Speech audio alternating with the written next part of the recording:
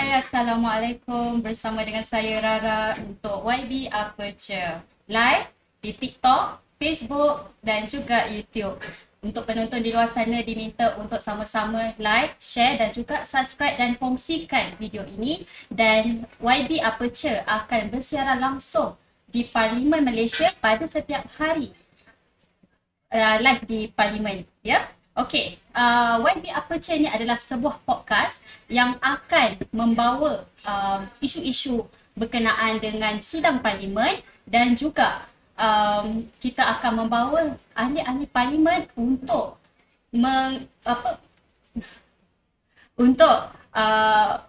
discuss tentang isu-isu yang bakal dibawa. Dan juga pada hari ini saya ingin memperkenalkan dua tetamu kita untuk YB Aperture, iaitu YB Pendang dan juga YB Indra Mahkota. Selamat datang YB kepada di YB Aperture Podcast. Assalamualaikum. Waalaikumsalam. Okay YB, sebelum tu saya nak tanya apa perkembangan YB. Saya mulakan dengan YB Pendang. Boleh? Boleh YB? Okay, apakah perkembangan Saya YB? ingat bagi dekat sini saya dulu sebab saya menghormati dia. Okay, baiklah. Okay, untuk YB Indra Mahkota, soalan sama. Apakah perkembangan terbaru YB? Okey, saya sebagai ahli parlimen Indra Mahkota, kami ada nama julukan I am Saifuddin. Ya.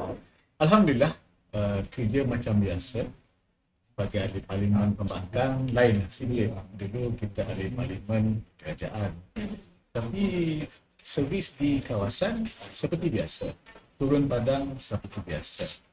Dan di dalam parlimen saya lebih banyak masa untuk berucap, mencelah dan membahas. Okey, baik. Terima kasih YB. Dan soalan sama kepada YB Pendang. Apakah perubahan ataupun mungkin penambahbaikan untuk sidang parlimen pada kali ini? Silakan. Alhamdulillah, terima kasih Rara. Untuk penggal yang tahun ini, penggal yang baru tahun 2024 ini, dan semalam kita dah semua dapat secara live, secara langsung pengumuman resmi oleh Yang di-Pertuan Agong Duli Yang Maha Mulia Sultan Ibrahim, yang mana kita tengok dalam ucapan-ucapan ini memberi satu gambaran bahawa insyaAllah perjalanan sidang parlimen kali ini akan lebih teratur dan tertib, di mana yang disarankan oleh Duli Yang Maha Mulia. Jadi kita harap pada kali ini Tan Sri Speaker juga masuk 99 speaker akan bertindak profesional bagi menjalankan tanggungjawab mereka untuk ahli-ahli parlimen ini berbahas dengan penuh berfakta dan juga menjadi penggubah dasar apabila sesuatu orang undang-undang dibawa. Jadi kita harap pada speaker, timbalan speaker akan mengendalikan dengan penuh profesional dan tanggungjawab, tidak cenderung atau bias kepada mana-mana pihak. Walaupun kita tahu speaker adalah satu tunjukkan ataupun satu cadangan daripada kepartian. Jadi walau macam mana pun, dia tidak dapat lari daripada kecenderungan dia menyokong mereka-mereka yang telah mengangkat beliau sebagai speaker di situ. Tapi kita minta jangan terlalu, sebab kita faham keadaan ini. Kita politik. Kita faham. Terima kasih. Okey, baik. Terima kasih YB Pendang. Dan saya rasa eloknya saya terus sahaja kepada soalan yang seterusnya kepada YB Indra Mahkota atau YB IM. Okey.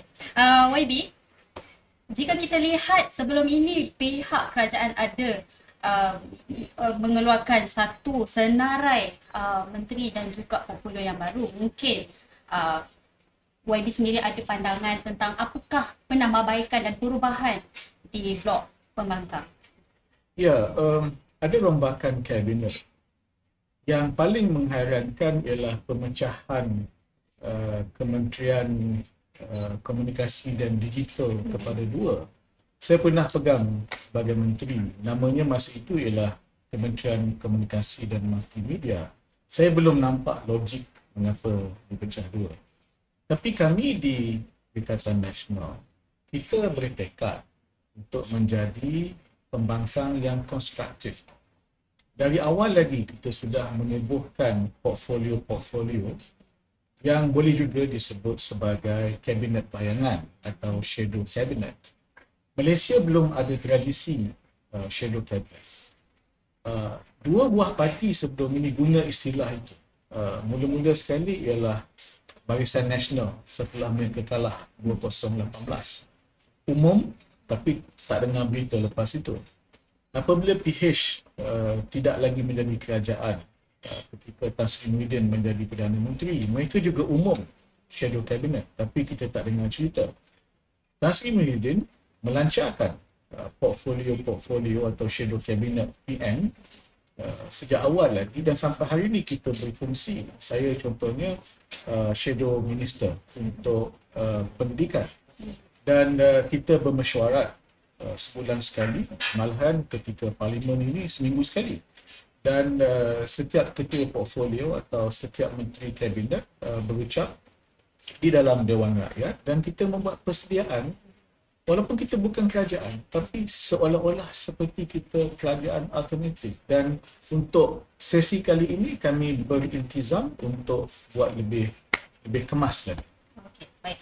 Terima kasih YB. Saya sebenarnya ada soalan berkenaan dengan portfolio pendidikan itu, tapi saya Reserve my question. Saya akan teruskan dengan soalan saya kepada YB Pendang. Okey, YB Pendang. Tadi ada menyatakan bahawa Dewan Speaker sepatutnya lebih telus dan juga adil di dalam sidang parlimen kali ini. Jadi pada titah yang di-Pertua Agong semalam, ada menyatakan bahawa Speaker Dewan boleh menggantung ahli parlimen selama 14 hari jika ahli parlimen berkenaan melampaui batas. Jadi YB, seperti yang kita sedia maklum, YB agak garang di dalam sidang parlimen untuk parlimen-parlimen yang lepas. Lantang bersuara. Orangnya baik. Lantang bersuara YB. Jadi apakah komen YB tentang titah yang di-Pertuan Agong? Yalah. Terima kasih. Soalan tu ditujukan kepada saya. Bila disebut 14 hari, maknanya my name was shortlisted by the to be banned dalam masa 14 hari. Dan kawan-kawan saya pun gelak kemarin. Kami dah boleh rekan bila sebut 14 hari tu semua mata tumpu kepada saya. Sebab sebenarnya bukan itu saya ni seorang yang nakal. Tidak. Sebenarnya saya akan membangkitkan perkara-perkara yang saya rasa satu benda yang tak betul. Dan saya akan dapat prosedur. Saya akan minta peraturan ada di situ.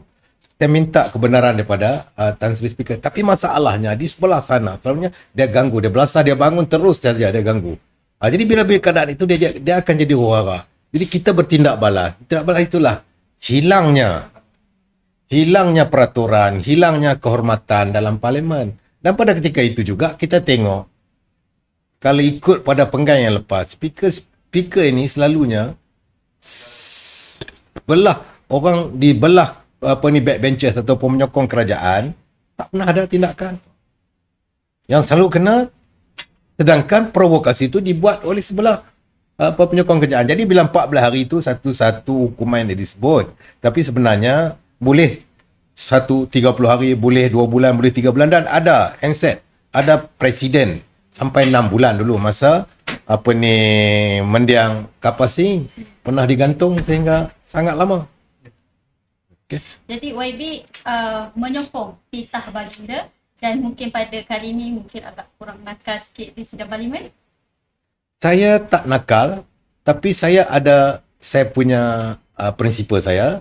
Saya tak kisah sangat pada hukuman. Kalau benda ini yang saya rasa perlu saya bangkit dan saya angkat, saya akan bangkit, saya akan angkat. Mengikut prosedur. Saya tak akan langgar prosedur kalau tak ada provokasi. Jadi perkara-perkara begini, kalau kita tak berani bercakap disebabkan kita disekat oleh 14 hari, you jangan jadi ahli parlimen lah. You jangan jadi ahli parlimen. That is the main point I raise the issue. Okay? Terima kasih YB. Dan berbalik kepada soalan yang saya reserve tadi kepada YBIM, YB, tadi YB ada menyatakan tentang YB sebagai bekas timbalan Menteri Pengajian Tinggi dan Menteri KPT timbalan Menteri Pengajian Tinggi dan juga sekarang ni memegang portfolio pendidikan.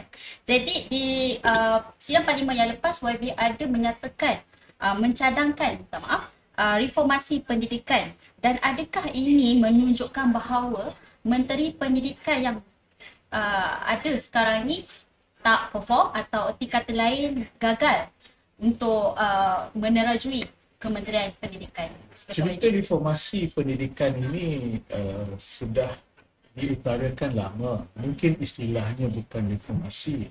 Kalau kita ingat, ketika Tan Sri Muhyiddin menjadi Menteri Pendidikan, sebenarnya beliau telah melangkah ke hadapan dari segi reformasi pendidikan. Istilahnya berbeza sikit. Hala tuju pendidikan 20-30 lebih kurang. Dan itu yang diamalkan sampai sekarang.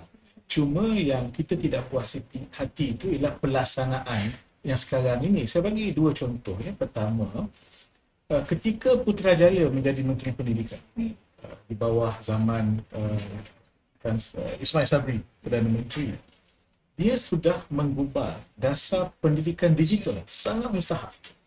Cuma tak sempat nak dilancar. Jadi saya dah bertanya dalam Dewan kepada Menteri Pendidikan, bila nak lancar? Ini sangat penting, terutama dalam dunia hari ini. Kita tak dengar cerita. Itu satu daripada perkara yang perlu dibuat. Yang kedua yang saya tanya ialah kepada KPT, tentang bagaimana kita nak menentukan kemasukan pelajar-pelajar ke universiti itu diambil kira bukan sekadar kelulusan akademik, tetapi diambil kira juga bidang-bidang yang lain. Selalu kita sebut co-curriculum. Ada sekarang ini, tetapi peratusannya sangat rendah, sangat kecil. Dan kita mencadangkan lebih.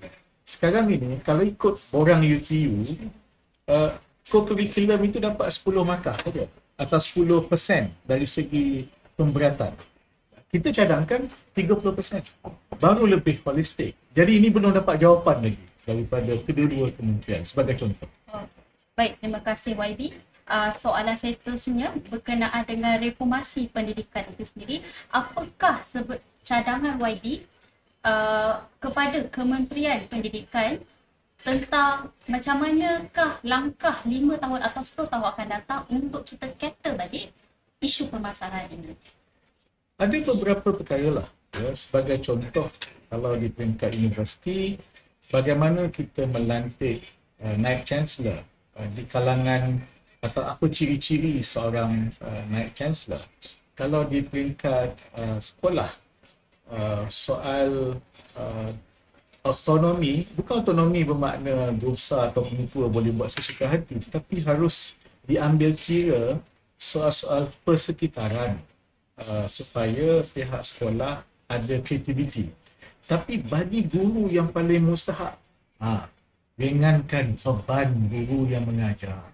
Takkanlah guru yang bertugas kena jadi pak pacak atau mak pacak pagi-pagi atau tengah hari tunggu murid-murid datang sekolah. Kemudian beban perkeranian yang guru-guru kena buat. Kemudian ni nak masukkan data sebab dah gunakan sistem atas talian. Di setengah-setengah tempat yang capaian internet tak begitu bagus, ada guru yang bersengkang mata, berjaga malam. Nak tunggu line itu sikit, ada yang pergi sekolah awal subuh sebab nak dapatkan line. Jadi beban guru ni sangat penting. Itu antara yang awal yang mesti kita tackle. Jadi YB, seperti yang YB ada nyatakan tadi bahawa sebelum ini Kementerian Pendidikan adalah yang berhormat YB Razif. Jadi kenapakah perubahan ini tak dibuat pada ketika itu dan perlu dibuat pada kerajaan Pakatan Harapan? Dia dah mula beberapa perkara macam saya kata tadi, dasar pendidikan digital dia dah mula. Dia sudah mula tackle masalah pertukaran guru dan juga masalah pengisian posting, pengisian jawatan guru-guru subjek tertentu, menyelesaikan masalah setengah-setengah negeri itu kurang sangat guru dan setengah negeri itu ada lempahan dan sebagainya, dan beberapa perkara yang lain, tapi tak sempat dilaksanakan. Sekarang ini kata menteri yang jaga connectivity, capaian internet sudah bertambah baik, tetapi kena tanya cikgu lah, adakah cikgu merasakan nikmat capaian internet itu yang sudah baik? Rata-rata guru merasakan tidak sebaik yang digambarkan. Baik, okey. Seterusnya soalan saya kepada YB Pendang. YB tadi ada menyatakan bahawa hari ini akan berbahas. Jadi mungkin boleh kongsikan sedikit tentang apakah isu-isu yang bakal dibawa pada petang nanti. Terima kasih Rara kerana membangkitkan perkara perbahasan hari ini, dan saya kebetulan dipilih untuk menjadi pembahas selepas Ketua Pembangkang berbahas. Satu penghormatan kepada saya lah. Saya kena laksanakan tugas saya dengan baik, dan seperti mana rakan saya yang juga mentor saya lah, Datuk Saifuddin ni, saya hormat dia. Macam mana beliau bercerita tadi tentang tanggungjawab prihatinnya kepada guru-guru yang menjadi pendidik, yang mendapat kritikan apa semua. Beliau faham. Jadi saya rasa satu benda yang ada kepada mana-mana pihak peringkat kementerian yang menjadi menteri, mesti ada satu sikap, iaitu prihatin kepada tanggungjawab pada mereka yang di bawahnya, dia superior officer. Jadi kena ada fikir macam ni, barulah dia akan dapat satu motivasi kepada mereka yang bekerja di bawah kita, termasuk guru-guru ini, seperti yang disebut oleh Datuk Saifuddin tadi. Mereka ada motivasi dan mereka bekerja bersungguh. Selain daripada mereka mendapat ganjaran upah, mereka bekerja untuk anak bangsa, negara bangsa, bagi kemajuan. Jadi kalau macam ni, kita nak kena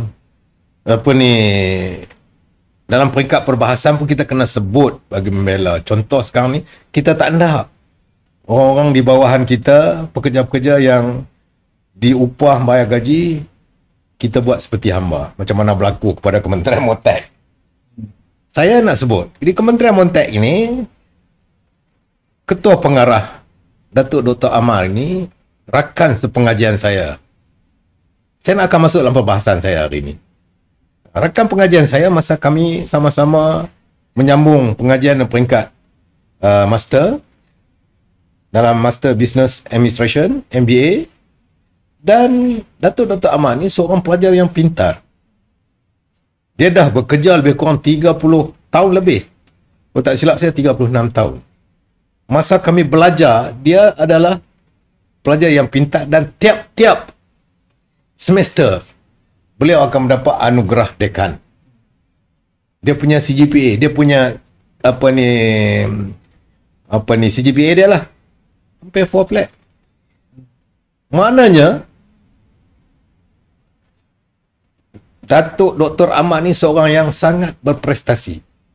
Dia mula bekerja sebagai junior officer di Motek dan terus meningkat sehingga ke DG ataupun ketua pengarah. Ini satu pencapaian yang baik akibat every year mana-mana kementerian ataupun syarikat-syarikat JLC dan sebagainya akan buat performance evaluation appraisal. Maknanya dalam appraisal ni, dia seorang yang berprestasi tinggi sehingga dia meningkat menjadi ketua pengarah. Tiba-tiba seorang menteri yang baru setahun ni menilai dia tak ada. Ini kita kena fikir balik lah. Sebab orang nak naik ke ketua pengarah ni bukan senang. Berapa tingkat dia perlu jejak satu. Jadi untuk perubahan dan penambahbaikan YB untuk sidang parlimen pada kali ini adalah YB akan membawakan suara-suara khususnya orang-orang yang berprestasi tinggi ni untuk kita jaga dan juga protect supaya mereka kekal berkhidmat di agensi-agensi yang YB ada nyatakan tadi. Ya, terima kasih. Sebab apa? Program-program kerjaan ini adalah pelaksana. Kita peringkat Parlimen Penggubal Dasar dan peringkat eksekutif ataupun menteri-menteri, timbalan menteri ini adalah pembuat dasar pelaksanaan selepas kita lulus di peringkat parlimen. Itu dia punya kronologi dia. Jadi pelaksanalah sama ada nak menentukan berjaya atau tidak. Jadi kalau kita mengambil keputusan menentang mereka yang berpengalaman, yang mempunyai satu kumpulan yang besar, lebih kurang 1.5 juta kaki tangan awam, ini tindakan-tindakan akan demoralize mereka. Jadi kita susah untuk mencapai kejayaan. Yang ni kita nak kena tengok. Mereka ini adalah mereka yang akan memberi kejayaan kepada kita ataupun kemunduran. Jadi kita kena jaga mereka ini. Jadi kita jangan bila tindakan-tindakan begini kepada seorang ketua pengarah. Ini orang yang tertinggi tahu dalam satu jabatan. Yang di bawahnya akan rasa demoralize, akan rasa tidak ada semangat dan sebagainya. Lagi satu, saya tengok tindakan yang diambil terhadap ketua pengarah Motek ini, dia kalaulah dia ada masalah disiplin, sepatutnya kena ada prosesnya. Yang pertamanya melalui show cause letter, dia akan jawab. Tak puas hati boleh buat discipline board ataupun dia panggil domestic inquiry untuk kita tengok kesalahan, dan barulah bila recommendation daripada discipline board ini dibawa naik kepada pihak pengurusan tertinggi untuk keputusan. Itu berproses ni dalam masa 1 hari je. Itu yang saya kata tadi, setahun telah membuat satu evaluation kepada seorang pegawai yang berprestasi tinggi yang bekerja lebih daripada 30 tahun. Is that fair or not? Baik. Okay, YB Indra Mahkota, kita dapat banyak komen daripada rakyat di luar sana bahawa Blok Pembangkang agak kurang agresif pada setiap kali sidang parlimen. Adakah mungkin kali ini sidang parlimen pihak Pembangkang akan mungkin lebih agresif dengan teknik-teknik yang maksudnya technicality yang baru, atau lebih krisis dalam menyatakan perbahasan dan soalan kepada pihak kerajaan? Kerana sesungguhnya rakyat melihat. Ya. Ada dua perkara. Pertama, kita sentiasa konstruktif. Ya. Nak kata agresif pun boleh lah. Penang ni dia nampak yang tu, tapi dalam hati ada taman.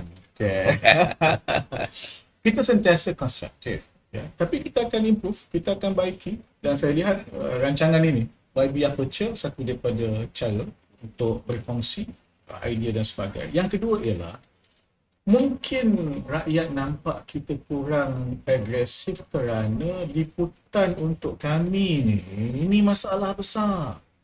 Dahlah kami tak ada surat khabar, kami tak ada TV, kami tak ada radio, tak ada peruntukan. Dijemput pun tidak. Sesekali dijemput, kita buat PC, keluar pun tidak. Kalau keluar pun tak tahu apa.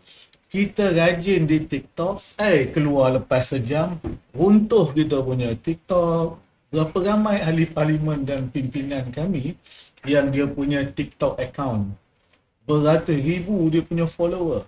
Lepas sejam syarah yang mengkritik kerajaan, ini belum lagi ugutan daripada menteri, nanti tumbukan kereta polis di depan rumah anda. Jadi pada kami agresif. Kami bukan nak jadi lebih agresif, kami akan jadi lebih konstruktif, lebih sistematik, tetapi kami juga berharap rakyat memahami hambatan-hambatan kami yang dihambat oleh pihak berkuasa. Bukan hambat bermakna kami tak bercakap, menghambat sehingga apa yang kami cakap tidak keluar kerana media kami dihempas atau diturunkan. Berkenaan itu YB, saya ada persoalan, mungkin antara kedua-dua YB boleh jawab. Ada persoalan menyatakan bahawa ada certain soalan tak diangkat di Dewan Rakyat, betul ke? Ini sistem kita di Dewan Rakyat. Kita menghantar soalan, ada dua jenis. Yang soalan lisan lah, soalan jawab tulisan ni kita tak nak sentuh. Satu yang biasa, ini kita dah hantar awal. Jadi menteri sebenarnya dia ada pilihan, dia nak jawab atau tidak. Dia ada proses lah tu, hubungan antara sisa Dewan dengan pejabat menteri. Jadi ada masa soalan kita yang tajam-tajam tu Ada orang dia tak nak jawab.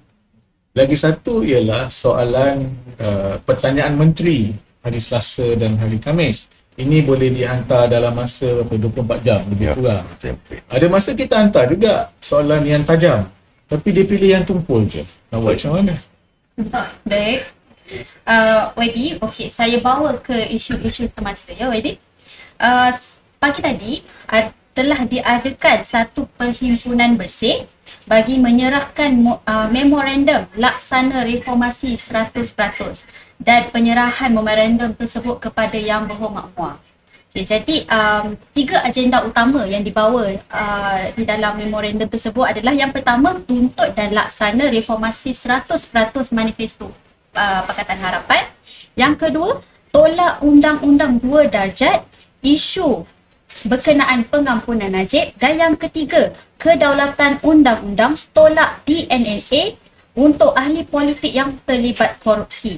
Apakah komen mungkin pada YB Pendang, komen berkenaan dengan perhimpunan ini? Silakan. Alhamdulillah, kita ucap terima kasih lah kepada Bersih. Kurang-kurangnya satu unjuk rasa tidak puas hati berlaku jaya tak jaya itu isu yang lain. Tapi saya nak balik kepada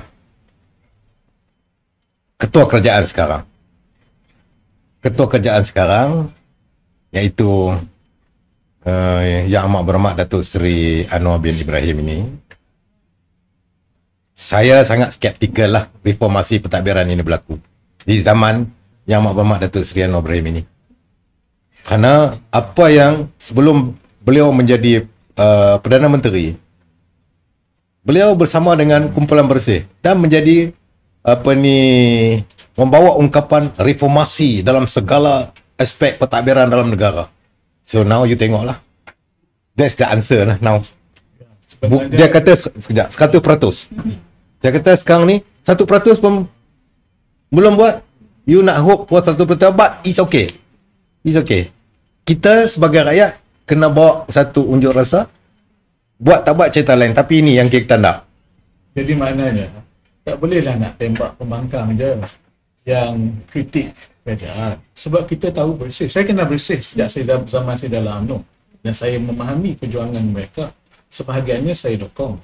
Masa saya dalam PA dulu, saya bersama dengan mereka. Dan memang ada kalanya Bersih dia betul-betul menjadi the third sector. Dia cuba menjadi non-partisan. Dan hari ini dia menunjukkan hal itu. Tapi yang dia kritik itu ialah antara, betul lah tadi, dulu itulah antara juaranya PMX sekarang. Maknanya kalau dah sampai Bersih pun dah anggap you tak bersih, itulah dia PMX.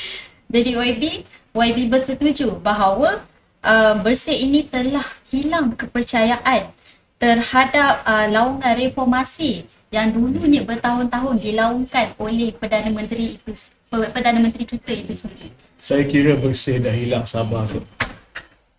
Baik. Okey YB, seterusnya mungkin YB boleh bagi komen, mungkin adakah ini satu plus point pada blok pembangkang? Saya nak menyentuh berkenaan dengan karakter ataupun sikap PMX kita ataupun Yang Amat Berhormat Perdana Menteri sekarang ini, yang ke-10 ini, selalu bercakap nak membela rakyat. Apa-apa pun rakyat didahulukan. Itu dia punya tagline dia dalam apa-apa ucapannya. Tapi dalam masa yang sama kita tengok cukai-cukai baru diperkenalkan.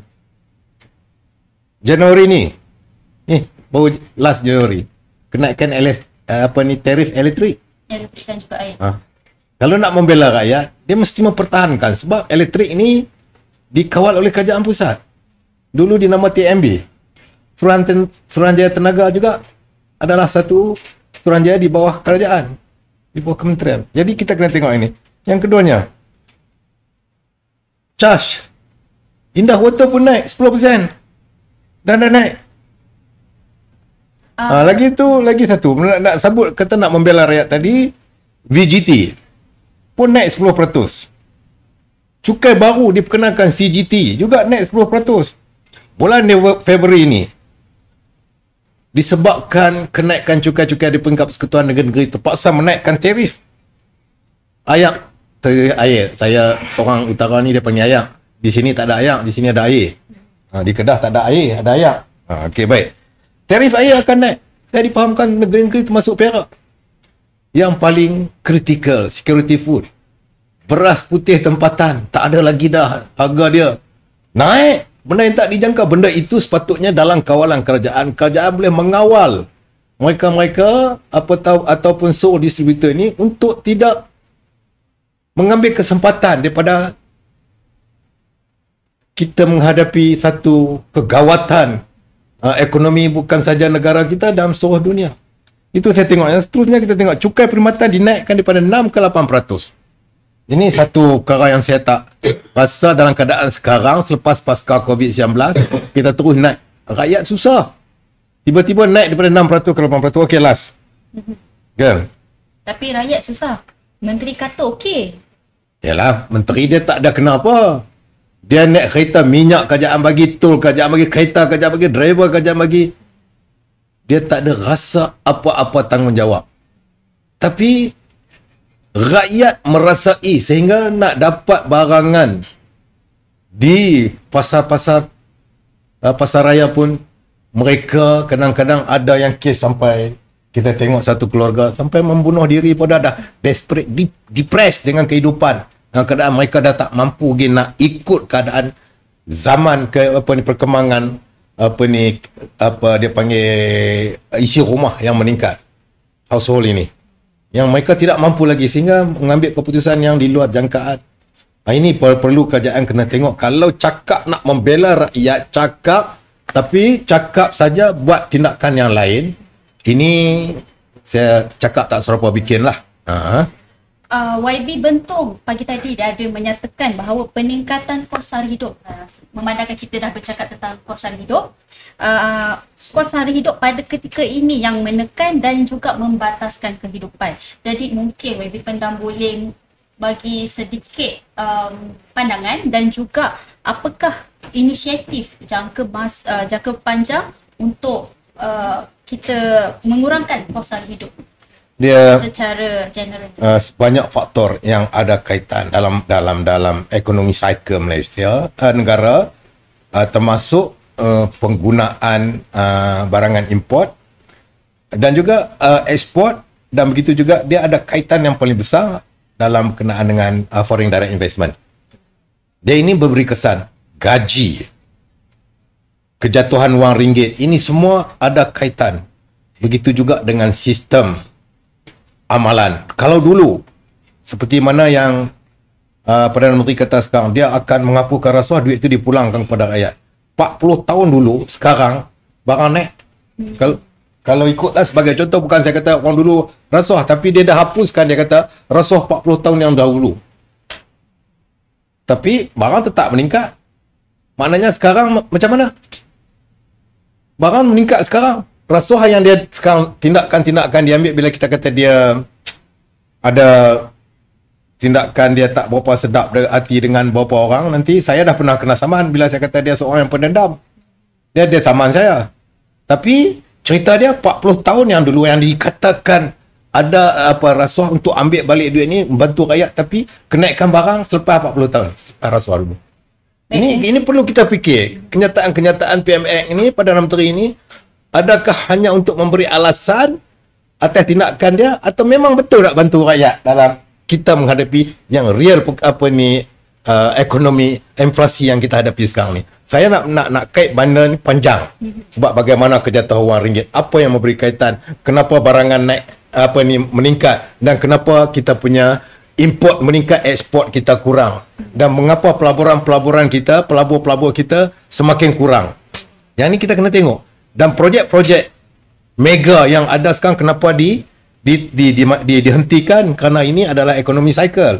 Setiap satu projek mega ini dia memberi cycling kepada semua sektor-sektor, termasuklah peniaga-peniaga runcit nasi lemak, peniaga minum ni akan bergerak. Tapi bila matikan projek-projek mega, mereka ini tidak dapat pendapatan dan mereka tidak dapat membayar cukai kepada kerajaan untuk mendapat revenue, mendapat perolehan. Ini besarlah. Kerajaan pula tidak cari revenue baru untuk negara bagi membantu rakyat. untuk mungkin YBIM, adakah akan membawa isu ni juga di sidang parlimen dan mungkin apakah isu yang wajib akan dibawa pada perbahasan yang bakal dibawa nanti? Saya fikir saya dijangka berucap pada hari Khamis lusa. Kemungkinan saya akan sentuh sedikit tentang bagaimana kita nak membantu penjawat-penjawat awam, pegawai takbir diplomat, soal memperbaiki keadaan. Bukan tiba-tiba je kata lepas ni tak ada pencen, tiba-tiba saja mula kontrak. Itu bukan cara kerajaan. Cara kerajaan ialah bagi solution jangka panjang, jangka sedang. Yang kedua, tentulah saya akan berucap tentang pendidikan, mungkin khusus berkaitan bagaimana melahirkan anak bangsa yang menguasai teknologi yang manusiawi. Ya. Okey, baik. Terima kasih YBIM. Dan mungkin rasanya setakat itu sahaja soalan kita pada hari ini dalam episod YB Aperture bagi sidang parlimen yang pertama. Jadi pada penonton di luar sana, jangan lupa like, subscribe dan juga share video ini. Dan untuk YB Aperture, podcast kita akan membawa siaran langsung dari Parlimen Malaysia. Dan semestinya isu-isu yang bakal dibawa berkaitan dengan sidang parlimen dan juga isu-isu semasa yang berlaku. Sekiranya anda mempunyai persoalan, boleh sharekan di ruangan komen. Okey, saya baru dapat cue. Esok kita akan ada podcast dan dua tetamu kita adalah daripada YB Pasir Gudang dan juga YB Beluran. Jadi jangan lupa sama-sama menonton dan terima kasih Yang Berhormat Pendang dan juga Yang Berhormat Indra Mahkota. Terima kasih sekali lagi kerana sudi meluangkan masa pada hari ini dan membincangkan isu-isu agak hangat. Dan terima kasih juga atas ketelusan jawapan-jawapan yang diberikan itu tadi. Baik, maka berakhirlah podcast kita pada hari ini. Sekian, wabillahi taufiq wal hidayah. Wassalamualaikum warahmatullahi wabarakatuh. Assalamualaikum warahmatullahi wabarakatuh.